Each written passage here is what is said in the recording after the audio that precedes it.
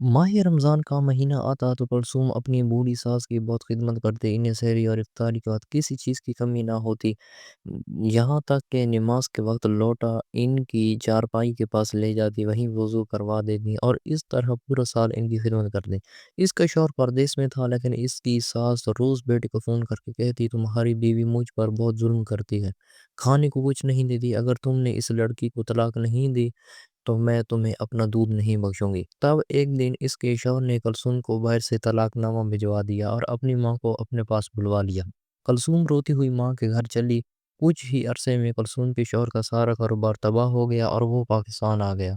यहाँ भी भीख मांग कर गुजारा करता था। एक दिन कुलसूम अपने शौहर के घर आई और इसे एक डब्बा पकड़ा कर वापस जाने लगी। इसके शौहर ने जैसे ही डब्बा खोला, इसके कदमों तले से ज़मीन निकल गई, क्योंकि अम्मा ने तो कुलसूम की आंखें बोझल हो रही थी। सारा दिन इसकी सास इसे बैठने नहीं देती थी। वो तो माह रमज़ान का ख्याल भी नहीं रखती थी कि मेरी बहू मुझे चारपाई पर वज़ू करवाती है। मैं रोज़ा रखूं या ना रखूं, दिन में 3 टाइम मुझे खाना मिल जाता है। अब दिन के वक्त कुछ देर बहू को आराम करने दूं, लेकिन नहीं, सारा दिन नौकरों की तरह इससे काम करवाती। वो रात के वक्त सोने के लिए जाने लगी तो इसकी सास ने मकारी से इसे अपने पास बुला लिया और मुंह बनाते हुए कहा, मेरी टांगे दबा दें, बहुत दर्द हो रहा है। कुलसूम दबाने लगी तो वो चीख कर बोली, ज़रा ठीक से दबा, मेरे बेटे की कमाई खा खा कर मोटी हो गई है, लेकिन हाथों में जोर नहीं। कुलसूम की सास ने ताना मारा तो वो बेचारी एक दफ़ा फिर तेज़ी से इसकी टांग को दबाने लगी। कभी वो कहती, मेरे लिए दूध ले आओ। कुलसूम दूध का गिलास लेकर आती तो कहती, गरम क्यों लाई हो, मुझे ठंडा चाहिए। कुलसूम बेचारी तो दूध वापस ले जाती और फिर ठंडा दूध ले आती। कभी कहती, मेरे सर में तेल की मालिश करो। कुलसूम इनकी कोई एक बात भी रद्द ना करती। जो वो कहती, जैसा कहती वैसा ही करती रहती। ये और बात के सुबह अजानों के वक्त से लेकर रात तक साजिदा इसे जानवरों की तरह काम करवाती थी। नींद में हलकोरे खाती कुलसूम इस वक्त चौंकी जब इसे सास की आवाज़ सुनाई दी। वो फ़ोन पर किसी से बात कर रही थी। हाय बेटा, मेरी बड़ी दुखी हूँ, मुझे तो बताओ। अपनी बीवी के असरे छोड़कर खुद वहाँ दुबई जाकर बैठ गया है और वो सारा दिन पलंग तोड़ती रहती है। घर के काम काज मुझे बढ़िया से करवाती है, फिर भी इसे चैन नहीं मिलता तो मुझे भीख मांगने के लिए सड़कों पर छोड़ आती है और कहती है कि अख्तर के भेजे हुए पैसों से इसका गुजारा नहीं होता। खाने पीने के लिए मुझे कुछ नहीं देती और आकर मेरा खाना मांगू तो कहती है, अगर भीख नहीं मांगी तो खाना नहीं मिलेगा। कुलसूम हक्का बक्का रह गई। अख्तर तो इसके शौहर का नाम था। इसका मतलब था साजिदा बेगम इसके शौहर से बातें कर रही है। तो इसने कुछ बोलना चाहा, लेकिन साजिदा बेगम फ़ोन कॉल से लगाने अपने बेटे के कान भरती जा रही थी। दूसरी जाने वो दुबई में बैठा गुस्से से आग बबूला हो रहा था। कुलसूम की इतनी जुर्रत कि वो मेरी माँ से सड़कों पर भीख मंगवाए। मैं यहाँ परदेश में किस लिए बैठा हूँ? तुम्हारे लोगों के लिए, कमाई करने के लिए ही तो परदेश काट रहा हूँ। जब मेरी माँ को ही इस औरत ने सुकून नहीं देना तो मुझे इस जैसी बदबख्त औरत की कोई ज़रूरत नहीं। साजिदा बेगम मुस्कुरा दी। कई दिनों से वो अपने बेटे का कान भरने की कोशिश कर रही थी, मगर आज कामयाबी हुई थी। उन्होंने जल्दी से फ़ोन कुलसूम की जानिब बढ़ाया। ये ले, अख्तर तो इससे बात करना चाहता है, उन्होंने कहा। तो कुलसूम ने कांपते हुए फ़ोन कान से लगा लिया। अख्तर गुस्से का वैसा ही तेज था। वो अपनी सफाई देने की कोशिश करने लगी, मगर दूसरी जानिब अख्तर आपे से बाहर हो चुका था। आखिर तेरी जुर्रत कैसे हुई कि तू मेरी माँ को भीख मांगने के लिए मजबूर करे? वो बेचारी मुझसे कह रही है कि मैं इन्हें ओल्ड होम में छोड़ दूँ, जहाँ लावारिस वालिदैन अपनी ज़िंदगी के आखिरी दिन गुजारते हैं, और ये सब कुछ तेरी वजह से है। मैं तुझे तलाक देता हूँ, तलाक देता हूँ, तलाक देता हूँ। अख्तर ने दुबई में बैठे बैठे चिल्ला कर कहा तो कुलसूम के हाथों से फ़ोन छूट कर नीचे जा गिरा। वो हक्का बक्का, कभी अपनी सास की शक्ल नहीं देखती और कभी फ़ोन ले। इसकी सास तो खुशी के मारे उछल ही पड़ी थी। इसे यकीन नहीं था कि बेटा इस हद तक इसका दिल खुश कर देगा। कुलसूम फूट फूट कर रोने लगी। चल उठ, अब निकल मेरे घर से। तेरा मनहूस साया आखिरकार मेरे बेटे की ज़िंदगी से निकल ही गया। अब मैं इसकी दूसरी शादी करूँगी और तुझसे भी ज़्यादा खूबसूरत लड़की लाऊंगी। तू अपना बोरिया बिस्तर बांध और अपने गरीब माँ बाप के दरवाजे पर जाके बैठ। सास की बात ये कुलसूम खामोश से उठकर उठी तो इसे पता था सास धक्के मार कर घर से निकाल देंगी। वो थी ही ऐसी। کلثوم کے والدین بے حد غریب تھے۔ اس کا صرف ایک ہی بھائی تھا جو مزدوری کر کے اپنا اور والدین کا پیٹ پالا کرتا تھا۔ کلثوم کو پتہ تھا کہ اگر وہ ان کے گھر جائے گی تو ان کے اوپر بوجھ بن جائے گی، لیکن بہرحال جانا بھی مجبوری تھا۔ اب وہ اپنے سسرال میں تو رہ نہیں سکتی تھی۔ خاموشی سے پیکنگ کر کے وہ گھر سے باہر نکلنے لگی۔ تبھی سائدہ بیگم نے اسے آواز دی، کلثوم جاتے جاتے میرا بستر تو بناتی جا، میرے بوڑھے ہاتھوں میں اتنی جان کہاں کہ میں یہ سب کام کرتی پھروں۔ کلثوم نے پلٹ کے نفرت بھری نگاہ اپنی ساس پر ڈالی۔ بستر تو اس نے نہ بنایا، مگر وہ پلٹ کر اندر کمرے میں چلی گئی۔ کچھ دیر تک وہ کھڑ پڑ کرتی رہی، اور جب وہ باہر نکلی تو اس کے ہاتھ میں لکڑی کا ایک چوکور ڈبہ تھا۔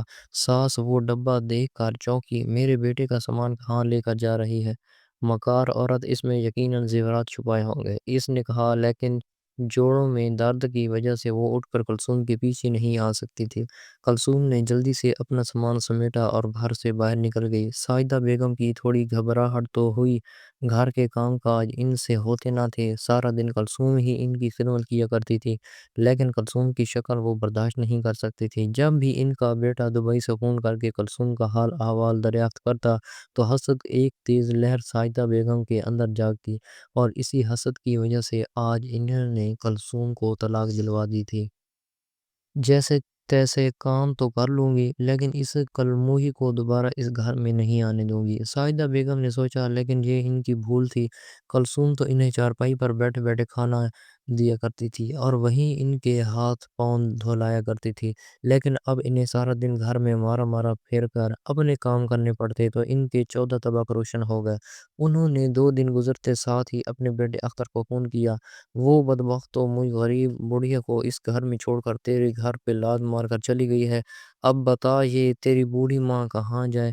میں اکیلے اس بڑے سے گھر میں نہیں رہ سکتی، نہ ہی مجھ سے گھر کے کام ہوتے ہیں، تو مجھے اپنے ساتھ لے جا۔ ماں کی بات پر اختر سچ میں پڑ گیا، ماں کو انکار بھی نہیں کر سکتا تھا، اسے اپنی ماں سے بے حد محبت تھی، ماں کی خاطر ہی تو اس نے اپنی اچھی بھلی بیوی کو طلاق دے دی تھی۔ دبئی میں اس کا اچھا خاصا چلتا ہوا کاروبار تھا، کئی سپر سٹور تھے جن کا وہ مالک تھا۔ اس نے اگلے ہی دن ایک شیخ سے بات کی اور ماں کو لینے کے لیے پاکستان آ پہنچا۔ سائدہ کو یقین نہ آیا کہ اس کی زندگی اتنی تبدیل ہو سکتی ہے۔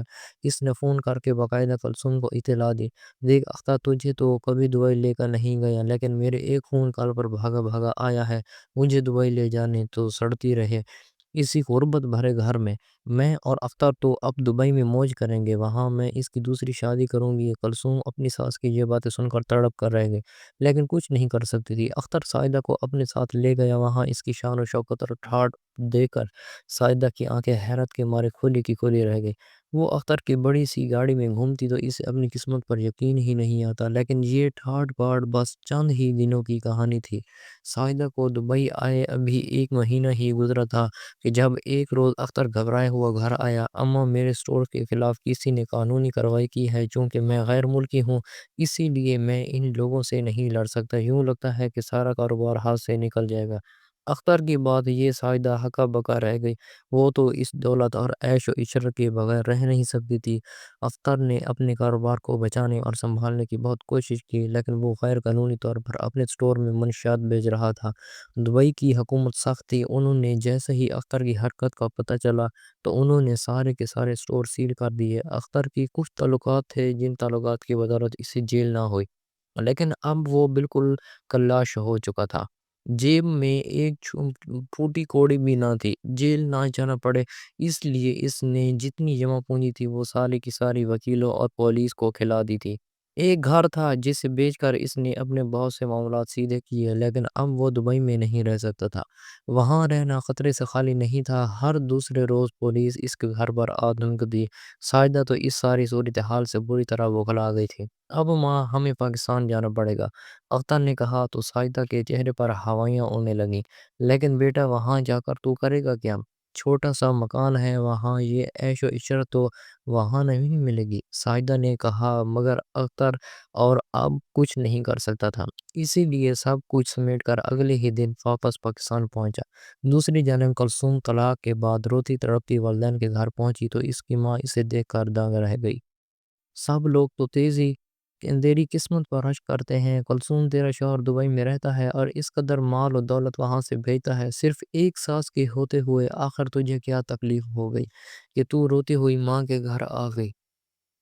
انہوں نے حیرت سے پوچھا تو کلثوم پھٹ پھٹ کر رونے لگی۔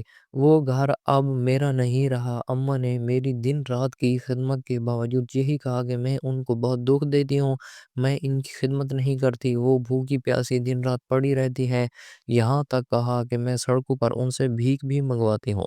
اختر نے یہ سب سن کر مجھے طلاق دے دی۔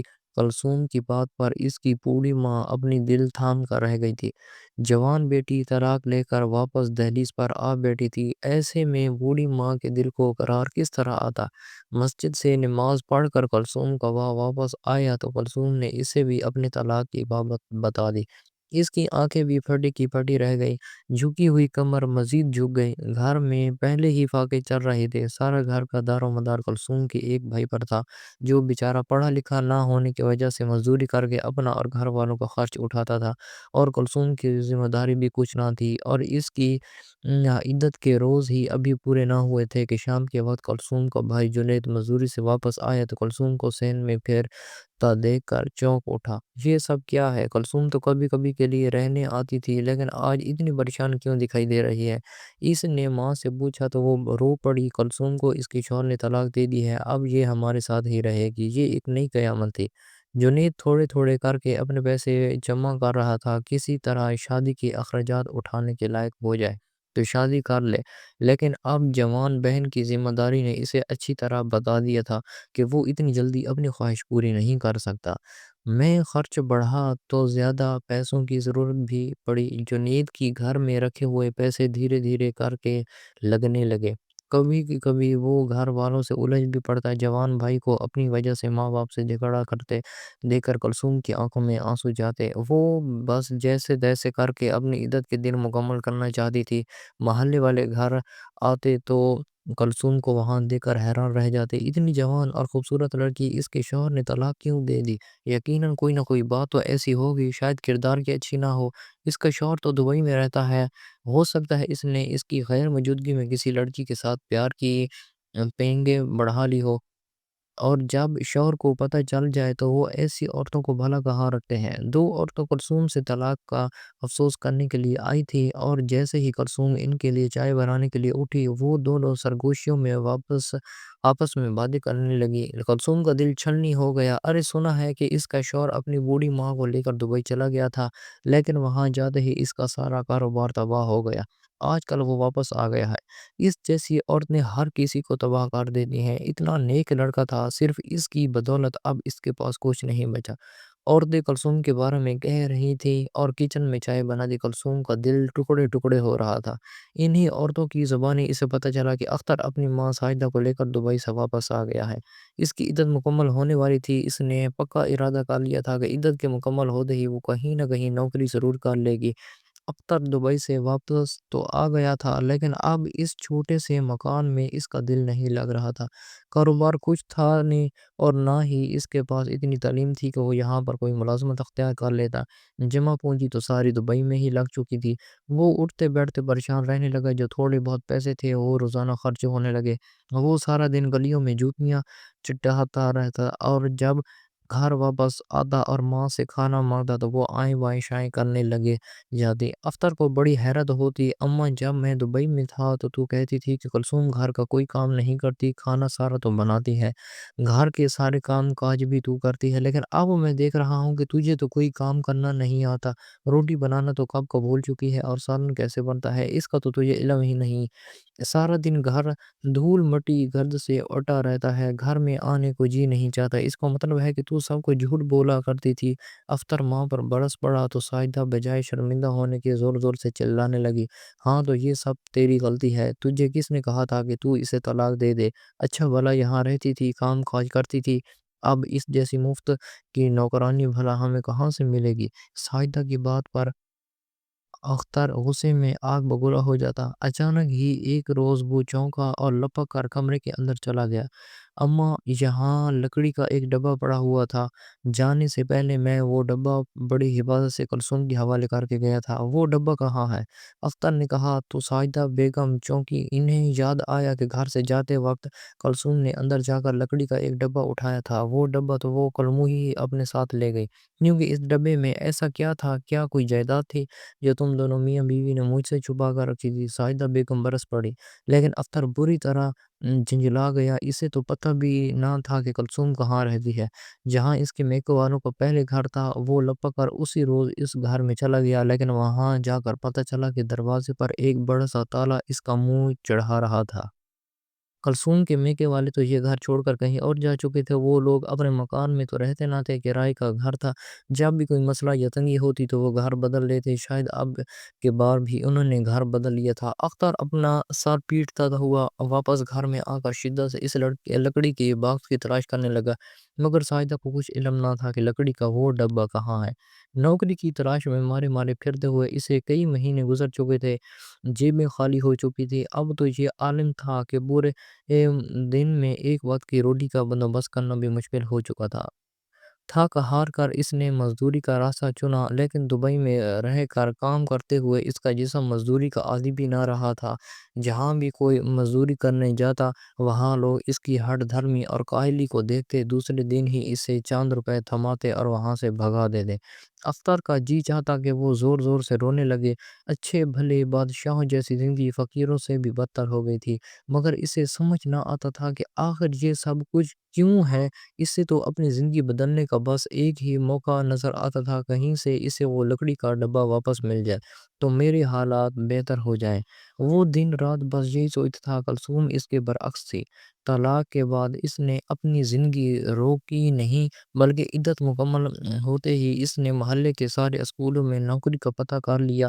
اس کی قسمت اچھی تھی کہ جلد ہی اسے ایک بڑے اسکول میں ٹیچر کے طور پر بھرتی کر لیا گیا۔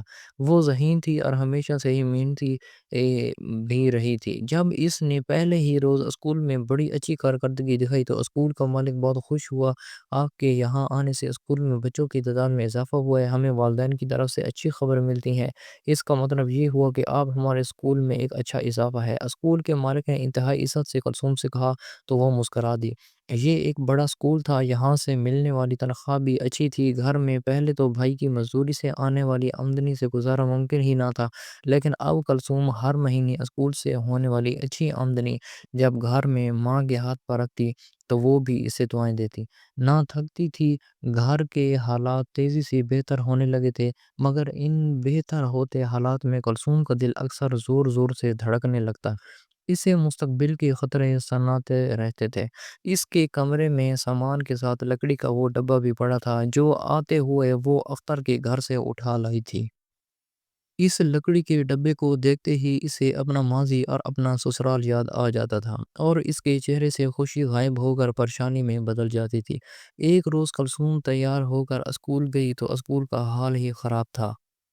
وہاں کام کرنے والے خاکروب کو بیماری نے آ گھیرا تھا۔ پورے اسکول میں گرد اور دھول مٹی پھیل رہی تھی۔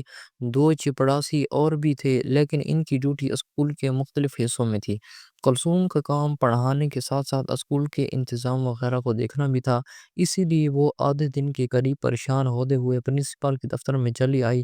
اس نے وہاں آتے ہی پرنسپل کو اسکول میں گندگی اور خاکروب کی غیر موجودگی کے بارے میں بتایا۔ فکر مت کرو کلثوم، تمہاری بات درست ہے، مجھے خاکروب نے پہلے ہی اپنا استعفیٰ جمع کروا دیا تھا، اسی لیے میں نے نئے چپڑاسی کی بندوبست کر لیا ہے، جلد وہ آنے والا ہے۔ تم اسے اچھی طرح سے سمجھا دینا کہ پورے اسکول میں کہاں کہاں صفائی کرنی ہے۔ کلثوم نے حامی میں سر ہلایا اور دفتر سے باہر نکل آئی۔ پرنسپل کا رویہ اس کے ساتھ بہت اچھا تھا، اس لیے اسے کوئی پریشانی نہیں ہوتی تھی۔ چھٹی سے کچھ دیر پہلے خاکروب تو آ گیا، لیکن کلثوم کی اس سے ملاقات نہ ہو سکی۔ پرنسپل نے خود ہی اسے سمجھا دیا کہ کس کس جگہ کی صفائی اسے کل صبح آتے ساتھ ہی کرنی ہے۔ اگلے دن کلثوم وقت پر تیار ہو کر اسکول پہنچی تو اسکول چمک رہا تھا، اور خاکروب جو اپنا کام تان وہی سے کر رہا تھا، اس کی پشت کلثوم کو نظر آ رہی تھی۔ وہ کوئی بوڑھا آدمی تو نہ تھا، بلکہ وہ جوان آدمی تھا، لیکن اس کی صحت انتہائی بری لگ رہی تھی۔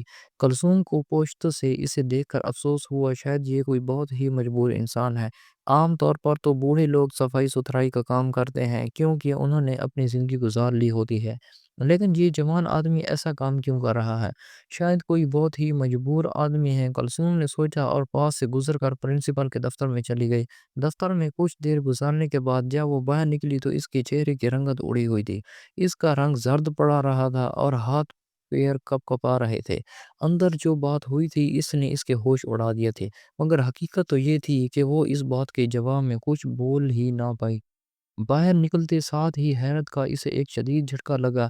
لمبے کارڈور کے آخری سرے پر وہ خاکروب پوچھا لگا رہا تھا، کلثوم انتظار کر لیجئے، میں نے ابھی ابھی پونچھا لگایا ہے، میری صحت ایسی نہیں کہ میں بار بار یہاں سے پونچھا لگا سکوں، اگر آپ 2 منٹ رک جائیں گی تو بڑی مہربانی ہوگی۔ خاکروب کی بات پر کلثوم کو ایک اور زوردار جھٹکا لگا اور وہ حیرت سے اس کی چہرے کی جانب دیکھنے لگی۔ یہ چہرہ جانا پہچانا تھا، لیکن یہ وہ تو نہ تھا جسے اس نے ایک عرصہ پہلے دیکھا تھا۔ وہ خاکروب کوئی اور نہیں بلکہ اختر تھا، اس کا اپنا شوہر جو دبئی میں راج سے کاروبار کیا کرتا تھا، لیکن آج ایک معمولی چپڑاسی کی طرح اسکول کے فرش پر پوچھا لگا رہا تھا۔ کلثوم حیرت کا شکار رہ گئی، خود وہ کافی حد تک بدل چکی تھی، شاید اسی لیے اختر نے اسے پہچانا نہیں، یا شاید گرتی صحت کی وجہ سے اس کی نظر بھی کمزور ہو چکی تھی، اسی لیے اسے پتہ ہی نہ چلا کہ اس کے سامنے سے اس کی سابقہ بیوی ہی گزر گئی ہے۔ کانپتے ہاتھوں سے کلثوم وقت سے پہلے ہی چھٹی لے کر گھر واپس آ گئی۔ وہ دوبارہ پرنسپل کے دفتر بھی نہ گئی، بڑی پریشانی سے واپس اپنے چھوٹے سے گھر میں آ کر وہ ٹہلنے لگی۔ بار بار اس کی نگاہ بھٹک کر لکڑی کے اس ڈبے پر چلی جاتی تھی جسے وہ اختر کے گھر سے لائی تھی۔ شاید وہ اسے بھول بھی جاتی، لیکن آج اسکول میں اختر کو انتہائی خراب حالوں میں دیکھ کر اسے لکڑی کا ڈبہ پھر سے یاد آ گیا۔ اختر کو اسکول میں خاکروب کی نوکری کرتے کئی دن گزر گئے، تنخواہ ملنے کا وقت تھا، اس نوکری سے وہ خوش تو نہ تھا، لیکن اس کے سوا کمائی کا کوئی اور ذریعہ بھی تو نہ تھا۔ سائدہ کی چیخ چیخ سے وہ دن رات ذہنی اذیت کا شکار رہتا تھا، وہ اسے 1 منٹ بیٹھنے نہ دیتی، سارا دن وہ اسے کھانے کی فرمائش کرتی رہتی۔ اختر اسکول کا کام ختم کر کے آتا تو گھر کے کام کا شروع کر دیتا۔ اب اسے اچھی طرح سے اندازہ ہو گیا تھا کہ اس کی ماں نے کلثوم کے متعلق جو کچھ بھی کہا تھا وہ سب جھوٹ تھا، اور اپنے بیٹے کو بھی ٹیک کر 1 منٹ بیٹھنے نہ دیتی تھی تو پرائی بہو کے ساتھ اچھا سلوک کیسے کرتی؟ اختر کو سمجھ نہیں آ رہا تھا کہ زندگی کس رخ پر جا رہی ہے۔ ایک روز اس کی طبیعت کافی خراب تھی، اس نے اسکول سے چھٹی کر لی، تنخواہ ملنے کا وقت قریب تھا، لیکن آج چھٹی نہ کرتا کام بھی نہ کر سکتا تھا، اسی لیے خاموشی سے وہ چارپائی پر لیٹا اپنی قسمت کو کوس رہا تھا۔ کب تک جہاں لیٹا آنسو بہاتا رہے گا؟ اٹھ اور کچھ کھانے کو لا دے، مجھے بھوک لگی ہے، تیرے جیسی اولاد تو خدا کسی کو نہ دے، ساجدہ نے چلا کر کہا تو اختر نہ چاہتے ہوئے بھی اٹھ بیٹھا، اسے پتا تھا ماں کو کھانے کے لیے کچھ نہ لا کے دیا تو وہ چلاتی رہے گی، لیکن اس سے پہلے وہ باہر نکلتا گھر کے کھلے دروازے سے کوئی اندر داخل ہوا۔ اسے دیکھتے ہی اختر کی آنکھیں پھٹی کی پھٹی رہ گئیں، کیونکہ وہ وہی اور نہیں بلکہ کلثوم تھی، لیکن جس کلثوم کو اس نے طلاق دے کر نکال دیا تھا، اس کلثوم سے تو بہت کچھ نظر آ رہے تھے۔ وہ تو ایک ڈری سہی لڑکی تھی جو دن رات اس کی ماں کی خدمتیں کرتی رہتی تھی، لیکن یہ لڑکی جو اندر داخل ہوئی تھی یہ تو کوئی اور ہی تھی، بس شکل کلثوم کی جیسی تھی، انتہائی خوبصورت اور ماڈرن لباس میں بڑا اعتماد چال چلتی ہوئی وہ اختر کے سامنے آ کر کھڑی ہو گئی۔ کلثوم تم؟ اس نے حیرت سے دیکھا، کلثوم مسکرا رہی تھی اور اس کے ہاتھ میں لکڑی کا وہی ڈبہ تھا جسے پچھلے لمبے عرصے سے وہ تلاش کر رہا تھا۔ یہ ڈبہ تم اپنے ساتھ لے کر گئی تھی؟ اس نے حیرت سے پوچھا تو کلثوم نے مسکراتے ہوئے سر ہلا دیا، ہاں، کوئی نہ کوئی تحفہ تو یہاں سے لے کر جانا ہی تھا، جب تم نے اپنی ماں کے کہنے پر بغیر سوچے سمجھے مجھے طلاق دی تو میرے پاس یہاں سے جانے کے لیے کرائے کے پیسے تک نہ تھے، اور اس وقت یہی لکڑی کا ڈبہ لے کر میں یہاں سے چلی گئی تھی، لیکن اب وقت آیا ہے کہ میں اس ڈبے کو تمہیں واپس کر دوں۔ کلثوم کی بات پر اختر ہکا بکا رہ گیا تھا، اندر سے ساجدہ نے بھی اس کی آواز سن لی تھی اور دوڑ کر باہر نکل آئی۔ مہنگی کپڑوں اور مہنگے زیورات پہنے کھڑی کلثوم کو دیکھ کر وہ اندر تک جل بھن گئی۔ کلثوم نے ہاتھ میں پکڑا ڈبہ اختر کے حوالے کر دیا، اختر نے حیران ہوتے ہوئے وہ ڈبہ کھولا، اندر سونے کے کئی سارے زیورات پڑے تھے، نوٹوں کی کئی ساری گڈیاں بھی پڑی تھی، اور اس کی آنکھیں خیراں ہونے لگیں۔ یہ سب کیا ہے؟ یہ سب تم مجھے کیوں دے رہی ہو؟ اس نے حیرت سے پوچھا تو کلثوم مسکرا دی۔ دبئی جانے سے پہلے تم نے اس ڈبے کو اندر چند ہزار روپے ڈالے تھے اور کہا تھا کہ ہر مہینے جو رقم میں بھیجا کروں وہ اس ڈبے کے اندر ڈالتی رہنا۔ جو پیسے تم بھیجتے وہ تو تمہاری ماں رکھ لیا کرتی تھی۔ میں نادروں کی طرح زندگی گزارتی رہی۔ اس ڈبے کے چند ہزار کے علاوہ میرے پاس اور کوئی قیمتی چیز نہ تھی۔ جب تم نے مجھے طلاق دی تو یہاں سے جاتے ہوئے میں یہ ڈبہ اپنے ساتھ لے گئی۔ یہ تمہاری امانت تھی، لیکن ضرورت کے ان دنوں میں نے یہ چند ہزار روپے خرچ کر لیے۔ اس ڈبے کو دیکھ کر ہمیشہ مجھے تم لوگوں کی یاد آتی رہی کہ کیسے میری ہزار خدمت کے باوجود تم لوگوں نے مجھے دھکے دے کر اس گھر سے باہر نکال دیا۔ جبکہ اسکول کا مالک مجھ سے شادی کر چکا ہے اور اپنی آدھی جائیداد میرے نام کر چکا ہے، تو میرے پاس روپے، پیسے اور زیورات کی کوئی کمی نہیں، اس لیے میں سود سمیت وہ چند ہزار روپے واپس کرنے آئی ہوں۔ کلثوم کی بات میں تلخی تھی۔ اختر ہکا بکا رہ گیا، شرمندگی سے اس کا پسینے میں بھیگنے لگا۔ دروازے پر کھڑی سائدہ بھی حیرت سے کلثوم کو دیکھ رہی تھی۔ خود اس کے اپنے کپڑے پھٹے پرانے تھے، دن رات گھر میں کھانے اور روپے کو لے کر چیخ چیخ ہوتی رہتی تھی۔ یہ سب کچھ تو وہ کلثوم کے لیے چاہتی تھی، لیکن قسمت نے پلٹ کر یہی وار اس پر کر دیا تھا۔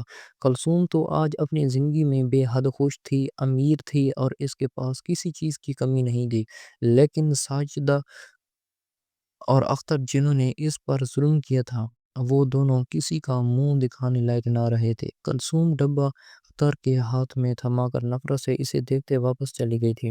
باہر اس کی شاندار گاڑی کھڑی تھی۔ اختر نے ڈبے کے اندر جائزہ لیا۔ وہاں اتنے پیسے ضرور تھے کہ وہ اپنی ایک چھوٹی موٹی دکان بنا سکتا تھا۔ اسے پہلی دفعہ احساس ہوا کہ کلثوم کو چھوڑ کر اس نے زندگی کی سب سے بڑی غلطی کی ہے۔